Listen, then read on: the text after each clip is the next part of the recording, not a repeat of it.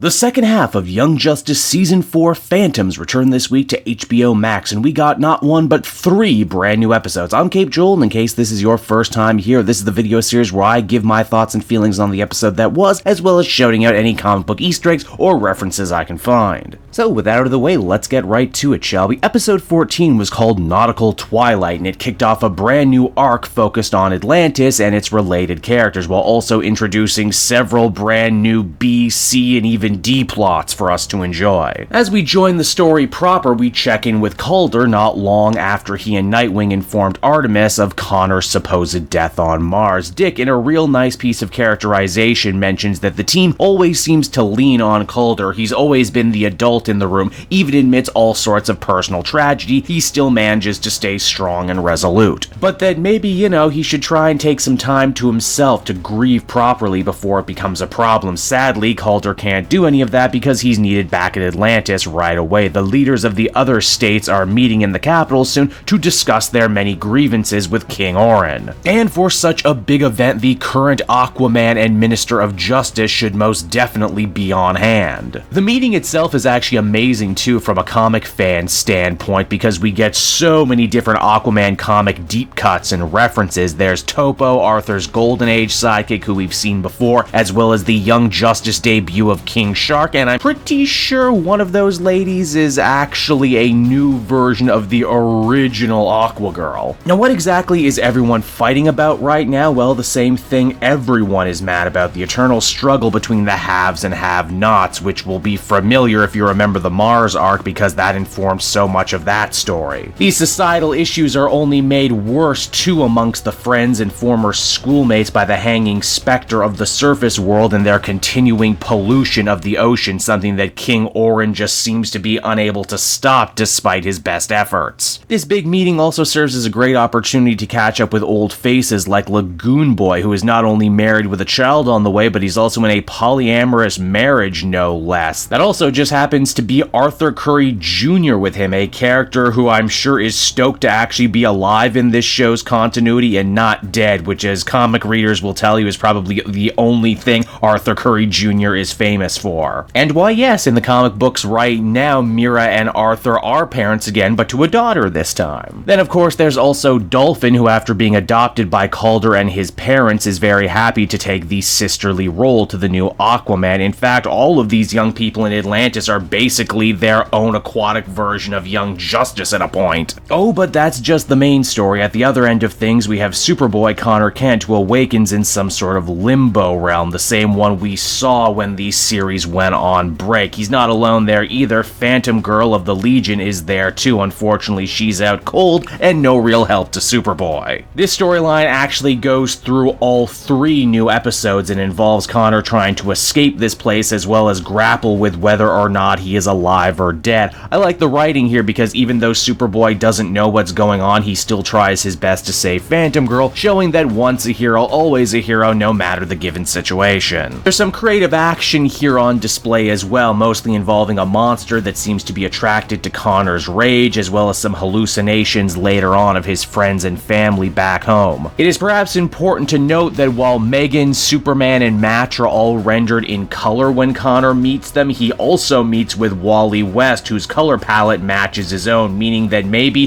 he was actually talking to the real Wally this time, or the writers are once again foreshadowing Kid Flash's possible return. That's not the only new subplot either, because we get another one involving Violet Harper, who once again goes to meet the mother of Gabrielle Dow, who we discover thanks to the hero community is living in the States with her husband. It's very clear that Violet needs a friend, someone to confide in and ask the important questions about life and also faith. Gabrielle was a devout Muslim after all. Now Violet wonders what, if any, role faith plays in their own life and personal journey of self-discovery. It's a sweet and even educational moment, especially for someone like me who thought he knew a lot about other religious faiths but walked away from this episode feeling a lot smarter than before. You'll also remember in the first part of the season I mentioned the show's writers were working with the Muslim Public Affairs Council to try and create better, more three-dimensional stories about Islamic characters for television. television, and you know what? I think it's working out real good for them. We're 2 for 2 now. Now back in Atlantis, the big conference ends up coming under attack by Ocean Master, aka Orin's brother Orm, who's looking pretty good considering the last time we saw him, Lady Shiva murdered him.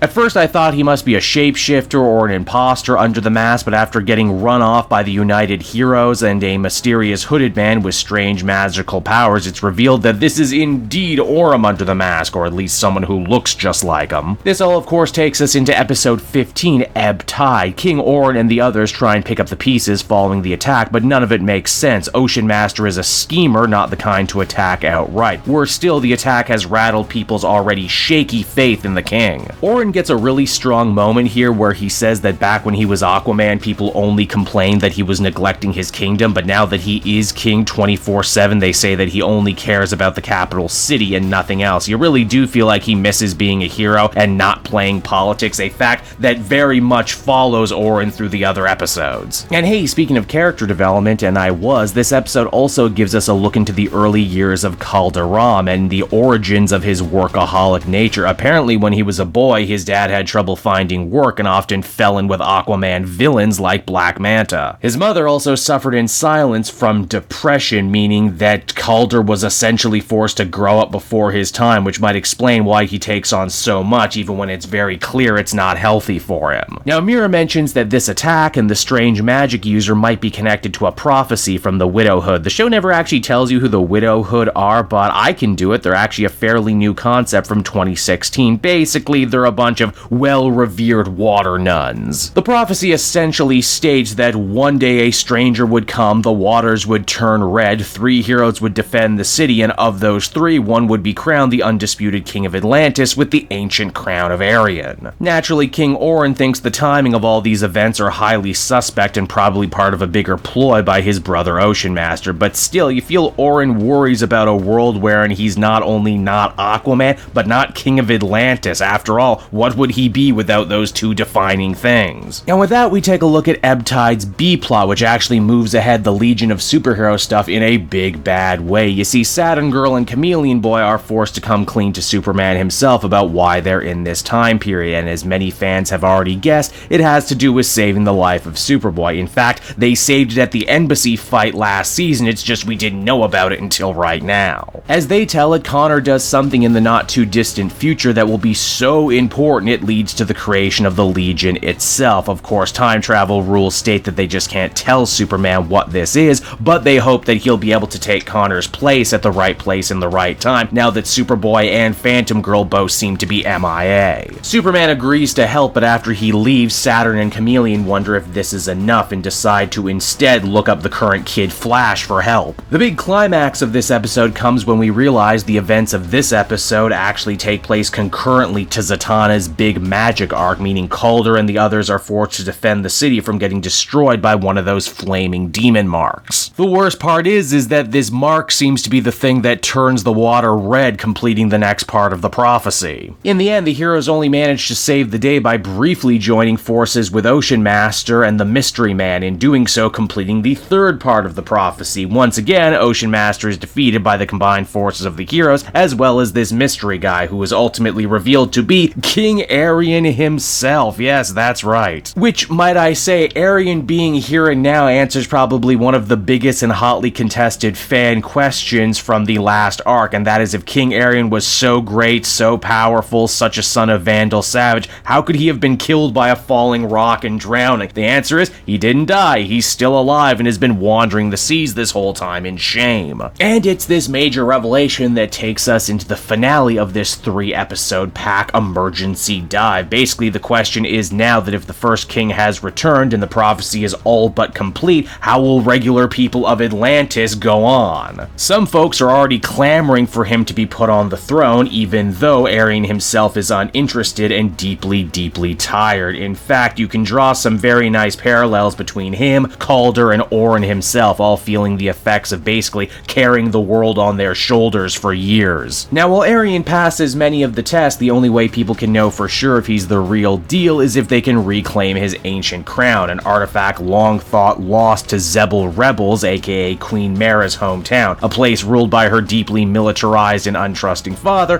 who believes Aryan to be a pretender to the throne. And when you know it looks like the only way they're going to solve this crisis is for Calder, Wind, and Lagoon Boy to lead a top-secret mission behind enemy lines to find the crown. Did I mention all this new pressure is also affecting Calder's home life, and that his and Wind's relationship is starting to suffer because of it? And why yes, before you even have to ask, there is another B-plot. This time we deal with Megan having returned to Earth and learning about everything that's gone wrong with Beast Boy since he left from Mars. Now he's self-isolating, self-medicating, and even shirking his superhero duties. Ms.Martian tries her best to get through to him, but it's clear Gar is far too gone for simple words now. This last death was one too many and has completely broken his spirit. With no options left, Ms.Martian decides to stage a real-deal intervention for him, complete with cameo appearance by Doom Patrol member Robot Man, who sounds much more like how I thought he would reading him in the comics. No offense to Brendan Fraser, of course. We actually learned Beast Boy had helped Cliff deal with his own survivor's guilt following the death of the rest of the Doom Patrol, but now in a sad twist, he can't seem to help himself. Gar is a real asshole to his friends and family here, but as someone who has been to an intervention or two in my life, yeah, that's exactly how they talk to you. The last card Ms.Martian has to play is Tough Love. In order to keep his superhero status and not assumedly get kicked out of Outsiders HQ, Gar needs to take at least one official therapy session with Black Canary, which, hey, hats off to the writers for signposting that in the last arc, that is indeed Dinah's job, and that she is very qualified to do this sort of thing. Now, while Calder and the others go on their own dangerous mission, the former Aquaman gets in touch with his superhero roots by trying to unravel the mystery of why Ocean Master is acting so weird. It's a great scene where an Aryan gets to go to the Atlantean equivalent of a biker bar and shake down some D-list Aquaman villains for information. It's through this the King discovers that Ocean Master isn't the real deal, but in fact a clone, no doubt created by the Light, because let's face it, those guys love cloning. And if Orm is a clone, then what does that mean for Aryan's timing? Is this all part of a much bigger ploy to take over Atlantis? I guess we'll have to watch next week to find out. And so that was Young Justice Season 4, episodes 14 to 16, and oh boy, that sure was a lot to digest in one sitting, but here I am. I like that Calder, Aquaman, and the rest of the Atlantean characters get a special moment in the spotlight, something they oh so rarely get. There's also much fun to be had in interesting comic book lore with the Aquaman stories. And the Young Justice writers are clearly making a whole meal of it right here in this arc, bringing in basically everything from the character's long history that they can. It also feels good as a longtime fan to see them finally fill in some missing parts in Calder's own personal history and why he is the way he is. I'm sure his big arc for this saga will be learning to give himself time to breathe, and that he doesn't need to do everything himself, especially when there are people like Dolphin more than willing to help lighten his load. Having Aryan be a central character in this arc too makes all those flashbacks from the Zatanna episodes make so much more sense now. And admittedly, his motivations are a mystery. Is he really trying to take over Atlantis, or is the Light manipulating him from afar? I don't know yet. All these new side plots were also fun and varied, and as a viewer I felt like I walked away with a much better understanding of what exactly was at stake this season and how all these different stories intersect each other. Overall, a damn strong return for the show. And so everyone, that'll just about do it for me in another video. Thank you so much for coming back and joining me, and be sure to join me every week moving forward as I take a closer look at the second half of this season.